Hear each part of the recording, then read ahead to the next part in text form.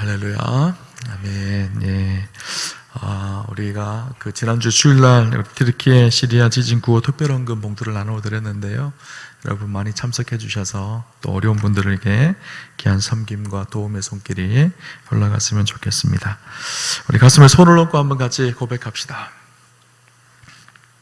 주님, 오늘 마음의 문을 열고 주의 말씀을 듣기 원합니다.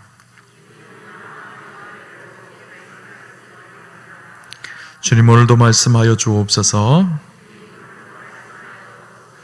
말씀에 능력이 있습니다. 말씀에 생명이 있습니다. 들은 만큼 변합니다. 들은 만큼 열매 맺습니다. 아멘. 네, 오늘 귀한 밤 들은 만큼 변하고 들은 만큼 열매 맺는 귀한 축복과 은혜가 있으시기를 주님 이름으로 축원합니다. 우리 그리스도인의 삶 속에 마땅히 나타나야 될 삶의 모습 한 가지가 무엇인가 하면요, 진실함입니다. 왜 그럴까요? 하나님 우리의 중심을 보시기 때문이에요. 진실하다는 것이 무엇일까요? 진실하다는 것은요, 겉과 속이 같은 것이 진실함입니다. 하나님 우리의 마음과 우리의 중심을 보시는 주님께서는 우리의 삶이 하나님 앞에 진실하기를 원하세요. 예수님께서 가장 싫어하셨던 모습 한 가지가 무엇인가 하면 이 이스라엘 백성들의 외식하는 모습이었었어요. 겉과 속이 다른 것이죠. 그 유대인들을 향해서 예수님께서 독사의 자식들아 무섭게 책망을 하셨죠. 그죠? 오늘 우리의 삶이 하나님 보시기에 진실한 축복이 있었으면 좋겠습니다. 진실이라는 단어가요, 라틴어로 이 시네세라라는 말이라고 합니다. 시네세라라는 말이 어떤 말인가 하면 영어로 하면 sincere라는 말이 있죠. 진실한, 진심 이런 뜻이 있는데요. 그 원래 라틴어가 시네세라라는 말인데, 이 말을 보면 이 말의 원래 의미는 sun-tested라는 말이라고 해요. sun-tested라는 말이 무슨 말인가 하면 태양에 비추어서 이렇게 체크하고 테스트한다라는 말입니다.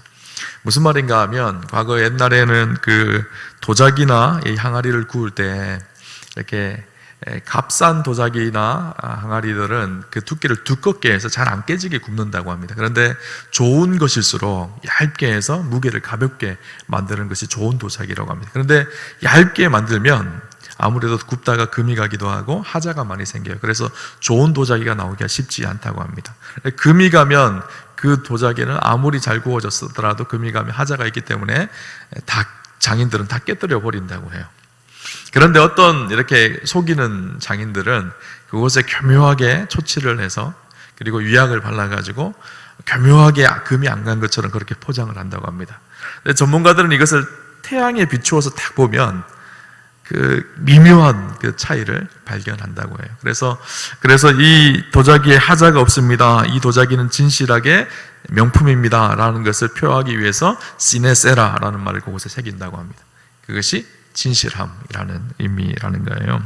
성도가 진실해야 된다는 것은 하나님 앞에서 위선이나 자기 안에 있는 마음을 정직하게 표현하는 것, 그래서 세상에 보여지기 위한 것으로 포장하고 과장하지 않는 것, 속임수 없이 깨끗한 삶을 사는 것, 이것이 신실함인 것이죠. 그렇죠? 오늘 본문은 우리에게 이 신실한 삶에 대한 것을 삶에 대해서 아주 중요한 경고를 주고 있는 말씀이죠. 우리가 잘 아는 아나니아와 삽비라 이야기가 기록되어 있는 본문이 오늘 본문의 말씀입니다. 우리 계속해서 사도행전의 말씀을 나누고 있는데요. 사도행전의 말씀을 보면서 우리가 생각할 것이 초대교회에 강력하게 역사하셨던 성령님의 역사로 성령 충만함을 받았던 사람들이 놀라운 변화를 경험하고 복음이 증거되어지고 교회 공동체가 새로워지죠. 베드로가 성령 충만함으로 복음을 전하기 시작하니까 어떻게 되죠? 3,000명이 변하고 5,000명이 변화해집니다. 교회 내적으로도 변화가 일어납니다. 서로 물건을 통용하고 나누고 가난한 사람들이 없고 서로 진실하게 사랑하며 하나 되기를 힘써갔던 거룩한 믿음의 공동체가 초대교회였어요. 그래서 제가 지난주에 나눌 때 초대교회는 본질은 깊고 영향력은 넓은 교회였다라고 말씀드렸죠. 내적으로는 복음의 본질은 깊었고 사랑의 능력은 있었고 또 외적으로는 복음이 증거되어지고 하나님 나라가 확장되어지는 그런 귀한 사명을 감당했던 교회가 초대교회입니다. 초대교회에 놀랄만한 사람 한 명이 나타납니다. 누군가 하면 요셉이라는 사람이, 우리가 지난주 나누었던 본문의 하반부에 나왔던 바나바라고도 하죠. 그 요셉이 와서 아마 그는 구브로 사람이었는데 오순절날 예루살렘에 와서 성령 충만함을 받았던 사람 중에 한 명이라고 추측을 합니다. 하나님의 은혜를 경험하고 예수님을 만나고 인생의 놀라운 변화를 경험합니다. 그 은혜에 감격이 되어서 그가 했던 일 한 가지가 무엇인가 하면 그가 가지고 있는 재산을 다 팔아서 교회에 헌금을 하고 가난한 사람들을 구제하는 데 사용한 거예요. 아마 그는 굉장히 유력가였고 굉장히 부자였던 것 같아요. 그의 재산이 굉장히 많았던 사람인 것 같습니다. 그러니까 많은 사람들이 이 바나바를 이렇게 칭송하기 시작해요. 야, 대단한 사람이다. 정말 믿음의 사람이다. 우리도 저렇게 믿음 생활을 하고 싶다. 좋은 믿음의 본이 되는 사람이다. 그래서 그의 이름을 바나바라고 그렇게 부릅니다. 요셉이었는데 바나바라는 권면자, 위로자라는 뜻이에요. 그렇게 바나바로 그렇게 부르기 시작했죠. 바나바를 보면서 그런 생각이 들었어요. 우리에게도 우리의 믿음의 좋은 모델이 되는 사람이 있는 것이 참 중요하다라는 생각이 듭니다. 우리가 예수님을 직접 볼 수 없으니까 그 직접 보지 못하는 예수님의 모습을 누구를 통해서 보는가 하면요, 신앙의 믿음의 모델들을 보면서 우리가 믿음의 삶은 저렇게 살아야 되는 거구나 라는 것을 깨닫게 되어지고 알게 되어지는 것이죠. 그래서 좋은 믿음의 모델이 있는 것은 너무너무 중요하다는 생각이 듭니다. 저는 우리 우암교회에 좋은 모델이 되는 장로님, 좋은 모델이 되는 권사님, 우리 좋은 모델이 되는 집사님들이 가득가득한 축복이 있었으면 좋겠습니다. 좋은 교회는요, 그런 교회인 것 같다는 생각이 들어요. 사도 바울도 그런 표현을 하죠. 너희가 할 수만 있으면 나를 본받으라, 그렇게 표현합니다. 이 본받으라는 표현이 어떤 표현인가 하면요, 사도 바울은 예수님 뒤를 바짝 쫓아서 가고 있었던 사람이에요. 그러니까 사도 바울의 뒷모습을 보면서 사람들이 누구를 볼까요? 예수님을 보는 거예요. 사도 바울이 걸어갔던 그 모습을 보면서 이것이 예수님의 발자취라는 것을 알고 그 뒤를 따라가는 거죠. 또 그 뒤에 사람은요, 또 그 사람을 보고 그 길을 따라가는 거예요. 그렇게 흘러온 것이 기독교 2000년의 역사예요. 우리는 예수님과 함께 산 시대의 사람들은 아니지만 예수님이 어떻게 믿음으로 사셨는지 우리의 믿음의 선진들을 통해서 알게 되고 보게 되어지죠. 좋은 모델이 있는 것은요, 큰 축복인 것 같다는 생각을 해봅니다. 초대교회 바나바라는 좋은 모델이 생겼습니다. 그런데 문제가 생겼어요. 바나바를 시샘하는 사람들이 나타난 거예요. 꼭 좋은 일이 있으면요, 그 좋은 일을 바라보면 시샘하는 사람들이 있다는 생각이 들어요. 우리가 구체적으로 오늘 성경에서 아나니아와 삽비라의 모습이 아마 그러지 않았나라는 것을 추측해 봅니다. 바나바가 자기의 전 재산을 헌금하고 가난한 사람들을 구제하고 하나님 앞에 쓰임받기 시작하니까 바나바도 아마 아나니아와 삽비라도 당시 초대교회 유력한 사람 중에 한 명이었던 것 같아요. 그래서 자기의 믿음을 보고 많은 사람들이 칭찬을 하고 있는데 어느 순간 자기에게 오는 칭찬이 어디로 갔을까요? 바나바에게로 다 가버린 거예요. 그러니까 이 아나니아의 마음이에요. 견딜 수가 없었어요. 그래서 고민을 하다가 자기 아내 삽비라와 회의를 해서 우리도 바나바처럼 그렇게 헌금을 하면 우리도 그렇게 바나바처럼 칭송을 받지 않을까라는 그런 마음이 아마 생겼던 것 같아요. 그래서 자기의 전 재산을 다 팔아서 헌금하기로 작정합니다. 대단한 일인 것 같아요. 비록 따라서 흉내 내려고 하고 그 마음 속에는 바나바가 칭찬받는 것처럼 그렇게 칭찬받는 마음이 있고 싶어서 그렇게 함에도 그렇게 헌금한 거, 그렇게 자기의 재산을 판다는 것은 결코 쉬운 일은 아니거든요. 오늘 본문을 보면 우리가 4장 마지막 절을 보면 자기가 가지고 있는 밭을 팔아서 그 돈을 가져다가 사도들의 발 앞에 놓았다라고 바나바에 대한 그런 기록이 나옵니다. 그리고 5장 1절을 보면 아나니아라는 사람이 그 아내 팝비라로 더불어 소유를 팔았다 이렇게 기록을 하는데 그 사이에 한글 성경에는 없는데 영어 성경으로 보면요, 그러나라는 단어가 들어있습니다. 그러나 but a man named Ananias 이렇게 되어 있어요. 그러나 아나니아라는 사람이 있었다 이렇게 기록하고 있거든요. 이 표현 속에 담겨져 있는 의미가 무엇인가 하면 바나바가 전 재산을 팔아서 가난한 사람들을 위해서 교회에 헌금하고 구제하는 일, 그렇게 할 수 있었던 사람들이 없었다는 거예요. 그렇게 자기의 전부를 하나님 앞에 내어놓고 신앙생활을 하고 믿음으로 살 수 있는 것이 쉬운 일이 아니라는 거예요. 그런 중에 아나니아와 삽비라도 그 일에 함께 동참하여서 자기의 재산을 팔았다는 것입니다. 여기까지는 참으로 아름다운 일이라고 할 수 있겠다는 생각이 들었어요. 그런데 문제가요, 재산을 팔았는데 생각보다 너무 많은 거예요. 그러니까 이 재산을 다 하나님 앞에 드린다는 것이요, 마음에 걸리기 시작했어요. 그래서 속으로 그렇게 생각했을까? 아무도 내가 얼마만큼의 재산을 가지고 있었는지, 이 재산이 얼마만큼 됐는지 아무도 모를 거야 생각을 한 것이죠. 그러니까 이 재산의 절반 정도만 하나님 앞에 바쳐도 아마 사람들이 바나바처럼 나에게 칭송을 줄 것이니까 아내하고 상의를 합니다. 그래서 삽비에라도 오늘 성경 2절에 보니까 알더라 그렇게 기록하고 있어요. 그 안에 삽비라도 이 모든 상황을 알고 그것을 묵인했다는 뜻이죠. 그렇게 자신들이 가지고 있었던 그 재산을 팔아서 절반은 감추고 절반을 베드로 앞에 가지고 왔을 때 놀랍게 성령께서는 이미 그들 안에 있었던 마음이 어떤 마음인지를 아셨어요. 그래서 그 자리에서 어떻게 되죠? 아나니아가 죽게 되어집니다. 그리고 잠시 후에 왔던 삽비라도 죽게 되어져요. 초대교회에 사실 끔찍한 일이 일어난 거예요. 그죠? 요즘 같았으면 만약에 그런 일이 일어났으면요, 그 다음날 아마 성도님들이 아무도 교회 안 오실 거예요. 그죠? 정말 끔찍한 일이 초대교회에 일어났습니다. 그래서 오늘 성경을 보면서 사실은 예전에 제가 대학생 때 사도행전을 이렇게 연구를 했었거든요. 그러면서 오늘 본문이 이해가 안 됐어요. 아니, 왜 이렇게 지금 초대교회가 막 부흥하고 있는데 하나님은 이런 사건을 왜 일으키셔서 왜 초대교회에 이런 일들을 기록해 놓으셨을까? 여러분은 그렇게 생각이 안 드나요? 헌금을 했다고 하나님 그들이 죽는 게 이해가 되시나요? 헌금을 해서 다른 사람 피해를 준 것도 아니고 뭐 전부는 아니지만 절반이라도 하나님 앞에 드리면 그 금액도 상당한 금액일 텐데 그거 하나님 기뻐 받으시면 되지 굳이 그렇게까지 그들을 심판해서 그들이 교회에 와서 그렇게 죽게까지 하셔야 되나? 이런 생각이 안 드셨나요? 저만 들었나요?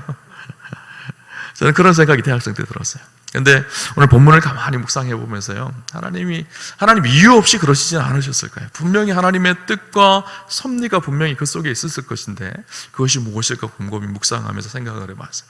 두 가지 이유가 있다는 생각이 들었어요. 첫 번째 이유가 무엇인가 하면요, 우리의 생각과 하나님의 생각이 다르다는 거예요. 그죠? 우리는 별것 아니라고 생각하지만 하나님께는 별것 아닌 것이 아닐 수도 있겠다라는 생각이 들었어요.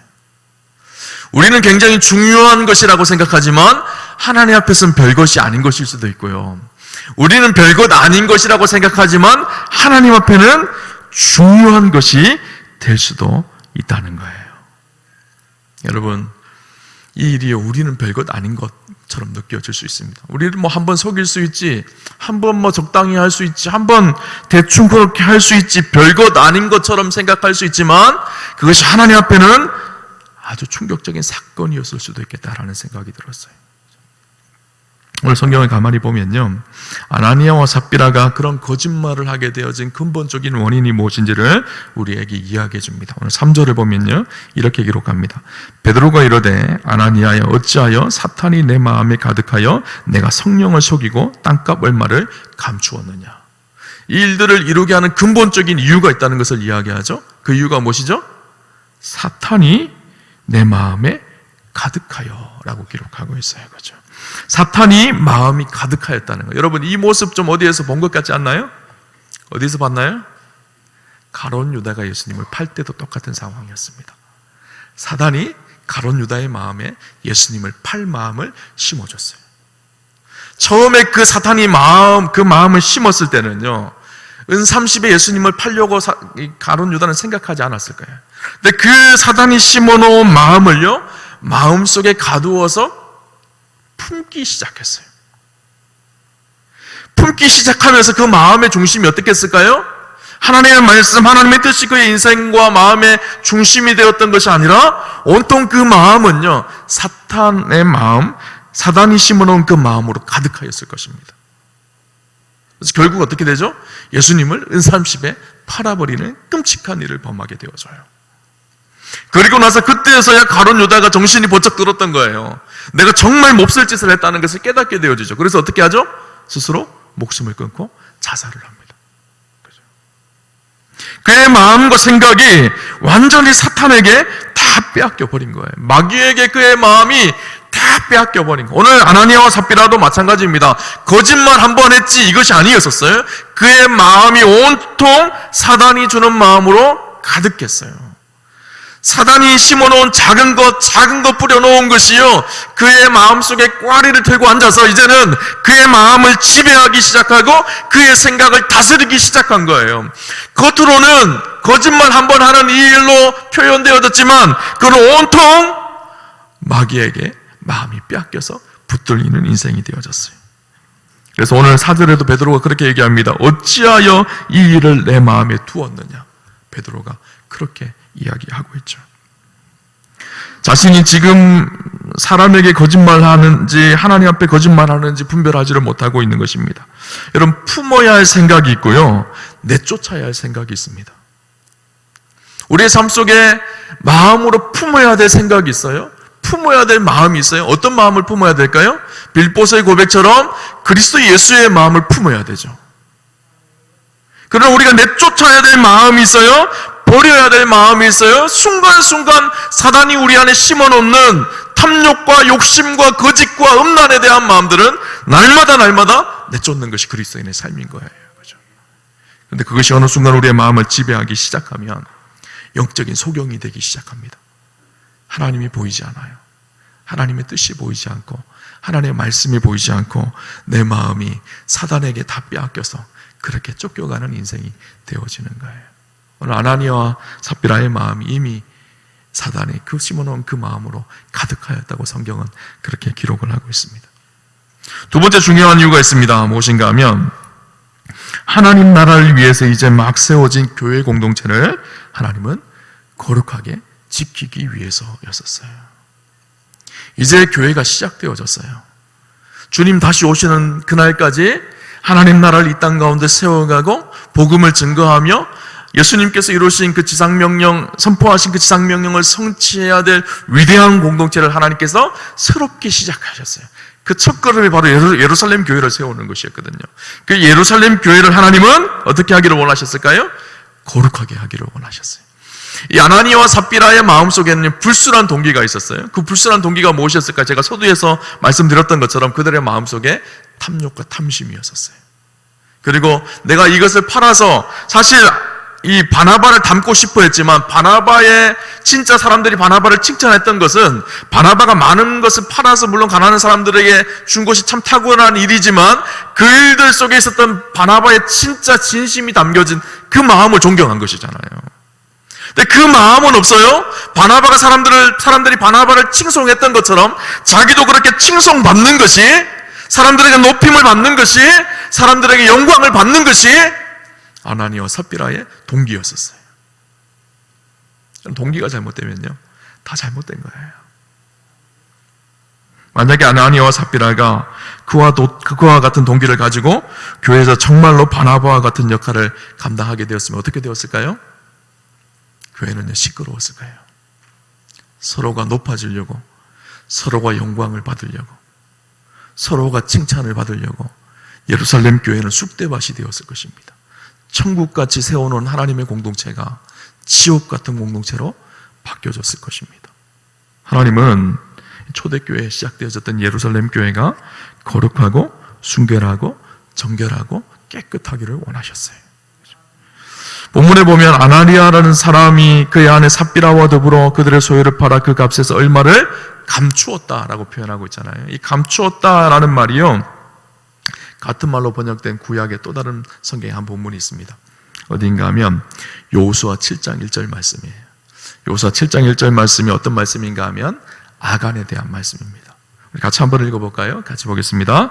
이스라엘 자손들이 온전히 바칠 물건을 말미암아 범죄하였으니 이는 유다 지파 세라의 증손 삽디의 손자 갈미의 아들 아간이 온전히 바친 물건을 가졌더라. 여호와께서 이스라엘 자손들에게 진노하시더라. 어떤 일이죠? 이스라엘 백성들이 가나안을 정복해서 들어갑니다. 그곳에서 첫 번째 성이었던 여리고성을 승리하게 되어지죠. 여리고성이 무너지는 놀라운 은혜와 기적을 이스라엘 백성들이 맛봅니다. 그리고 들어간 성이요, 아이성이었었어요. 근데 이 아이성은, 여리고성은 크고 견고한 성이었지만 아이성은 작은 성이었었어요. 그러니 그들이 충분히 아이성은 이길 수 있을 것이라고 생각을 한 거예요. 근데 웬걸요? 정작 아이성 전투에서 실패하게 되어집니다. 그 실패한 원인을 하나님께서 가르쳐 주세요. 그 가르쳐 주신 이유가, 그 실패한 원인이 무엇인가? 바로 아간이라는 사람 때문이었어요.